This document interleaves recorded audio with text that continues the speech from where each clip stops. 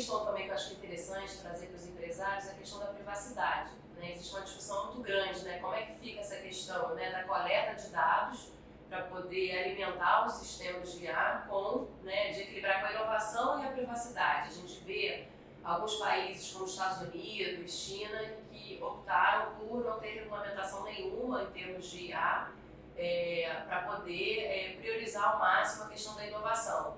Já na União Europeia a gente percebe, né, que houve uma regulamentação até grande, né, obviamente ainda está no processo, o ato, né, que traz, o regulamento que traz essa questão de IA, inclusive, é faseado, né, começou a vigência esse ano, mas ainda não está totalmente em vigência, mas tem outras regulamentações, inclusive sobre privacidade, que de alguma forma, né, interfere do ponto de vista de IA, mas que a gente está vendo um movimento um pouco de rever essa regulamentação, que também eles entendem que engessaram demais. Né? As empresas estão reclamando que, de alguma forma, está prejudicando a competitividade delas. Como é que você percebe isso? A gente está, como eu falei, né, no início da nossa conversa, nesse momento de começar a pensar a nossa regulamentação e precisa estar em harmonia com a nossa política nacional de IA, né, que o executivo está pensando para ver que a gente, qual a nossa visão do ponto de vista, né, de IA para o Brasil, né, se a gente quer ser usuário, né, consumidor, ou se a gente quer ser uma referência do ponto de vista de desenvolvimento de IA, talvez seja o momento, né, da gente começar a buscar esse nicho no mercado, já que é um assunto ainda muito novo e a gente tem um potencial enorme aqui dentro.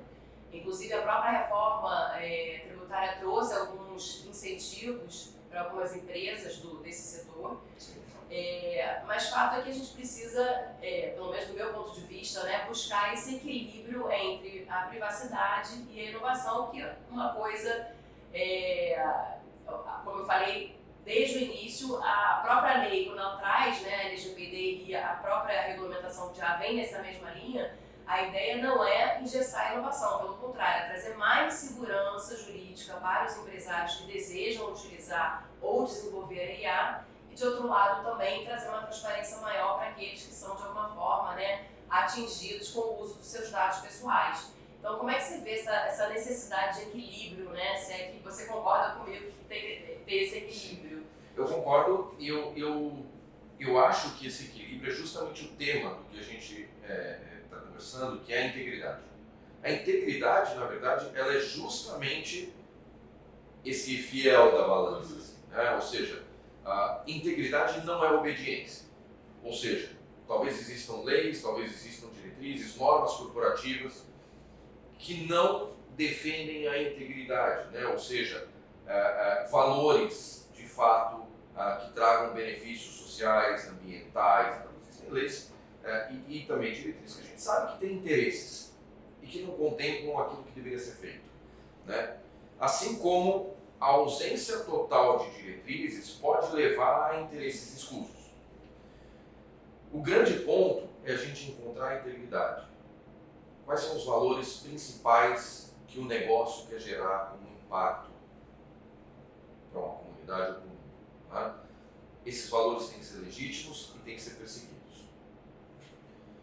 Quando eu digo isso, ajuda nessas decisões, porque você não está engessado no que pode ou não pode fazer e tal, mas você entende o porquê aquilo é importante e o porquê aquilo deve ser feito. Quando eu entendo o porquê deve ser feito, quais são aqueles princípios que eu não posso ferir, eu tenho um universo de possibilidades de chegar lá, né? Então a gente não tem um processo engessado. Eu preciso fazer desse jeito, eu não posso fazer isso. Não, você tem 1 milhão de possibilidades de fazer uma única coisa, né? Não um jeito só. Então eu acho que na Europa foi tentado trazer uma diretriz muito objetiva do que fazer ou não fazer, o que pode e o que não pode. Isso engessa mesmo, e não é um bom caminho. Por outro lado, faça qualquer coisa também não é um bom caminho. E nesse sentido, falar com o empresariado é fundamental, porque eles têm de fato, principalmente a alta direção, tem de fato a possibilidade de guiar as decisões estratégicas corporativas E a partir dessas decisões estratégicas, quais são as linhas que nós não cruzaremos. Mas vai dar mais dinheiro? Não interessa, essa linha eu não cruzo. Ah, mas a gente pode? Não interessa, isso aqui eu não vou cruzar. Né? Então definir esses valores, inclusive em ambientes como a Firjan, que permite que diversas indústrias sentem em uma mesa de conversa e definam quais são esses princípios, de repente ter uma mesa de conversa sobre inteligência artificial, né, com diversos players do segmento, vai ser muito importante. A gente pode concorrer em tudo, mas essa linha nós não cruzaremos.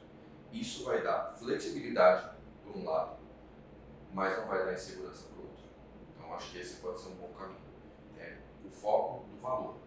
E esse valor a gente não cruza. E valor é reputação, e reputação é o maior patrimônio de qualquer empresa, né? Sim. Então, no final das contas, é mais, de certa forma, é uma forma de resguardar a própria continuidade da empresa.